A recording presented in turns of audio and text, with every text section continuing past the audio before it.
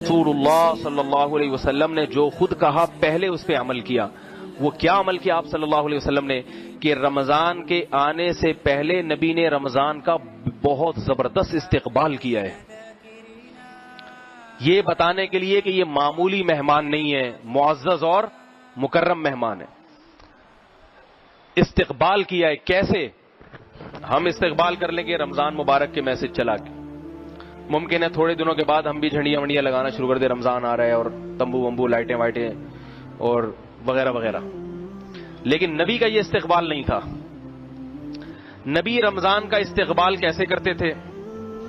رمضان میں کا جو سب سے بڑا وصف کیا ہے؟ روزے. رمضان میں روزے فرض ہے نا، تو نبی شعبان سے ہی روزے رکھنا شروع کر دیتے تھے. نبی کیا کرتے تھے؟ جتنے روزے آپ صلی اللہ علیہ وسلم شعبان کے مہینے میں رکھتے تھے، اتنے روزے کسی اور سال میں کسی اور مہینے نہیں رکھتے تھے. یہ استقبال ہے. سمجھ رہے ہو بات کو؟ تاکہ اپنے آپ کو اس کے لیے پہلے سے تیار کر لیں. ہم نہیں رکھتے شعبان میں روزے، اور یہ نبی کی شفقت کہ امت خود کیا آپ صلی اللہ علیہ وسلم نے شعبان کے روزے رکھے کثرت سے، مگر امت کو کہا کہ نصف شعبان کے بعد روزے مت رکھو. کیوں؟ اس لیے کہ 15 شعبان کے بعد اگر روزے رکھو گے کمزور نہ ہو جاؤ، رمضان کی طاقت کہیں ختم نہ ہو جائے. خود رکھیں. امت پہ شفقت کی تو پتہ یہ چلا کہ 15 شعبان تک امت کو حکم ہے جتنے زیادہ روزے رکھ سکے، اور جو طاقتور ہے صحت مند ہے وہ 15 کے بعد بھی رکھے. مگر ہمارے ہاں کا نہ طاقتور رکھ رہا ہے نہ کمزور رکھے. وہ رمضان میں نہیں رکھتا، ادھر پہلے کیا رکھے گا وہ؟ استقبال کا یہ مطلب ہے. دوسری بات، رمضان کی دوسری بڑی عبادت کیا ہے؟ پہلی عبادت جو رمضان کی سب سے بڑی ہے وہ روزہ ہے. دوسری کیا ہے بتائیے؟ تراویح. تراویح میں قرآن کی تلاوت ہوتی ہے.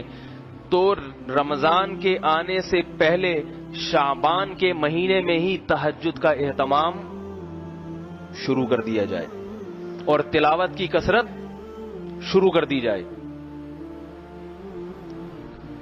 سمجھ میں آ رہی ہے بات؟ تیسری بات، رمضان کا مہینہ اللہ نے ہم پہ فرض اس لیے کیا تاکہ ہم سے گناہ چھوٹ جائیں، تو شعبان میں ہی گناہوں سے اجتناب کرنا شروع کر دیا جائے تاکہ رمضان تک پہنچتے پہنچتے سارے گناہ چھوٹ جائیں. جو جس برائی میں مبتلا ہے شعبان ہی سے اس برائی کو چھوڑنے کی کوشش شروع کر دے. سمجھ میں آ رہی ہے بات؟ یہ 3 کام کرنے کس مہینے میں؟ بولو بھائی. شعبان میں. ایک، روزے رکھنے نفلی. نمبر 2، رات کو تہجد کی تھوڑی سی ہمت کرنی ہے. اور نمبر 3، گناہوں سے بچنے کی. گناہ کسے کہتے ہیں؟ بد نظری ہے. آج کل انٹرنیٹ پر بہت بیہودہ چیزیں دیکھی جا رہی ہیں. جوان آدمی اپنے آپ کو ان چیزوں سے بچانے کی کوشش کرے. ماں باپ کی نافرمانی بہت ہو رہی ہے گھروں میں، باپ کا احترام ہی نکل گیا ہے. ماں کا تو پھر بھی تھوڑا سا کر لیتے ہیں کیونکہ ماں جو ہے نا آگے سے وہ بیچاری کمزور ہوتی ہے، ڈرتی ہے اولاد کے سامنے. باپ چونکہ جواب دیتا ہے تو پھر یہ آگے سے ڈبل بھر کے اس کو جواب دیتے ہیں.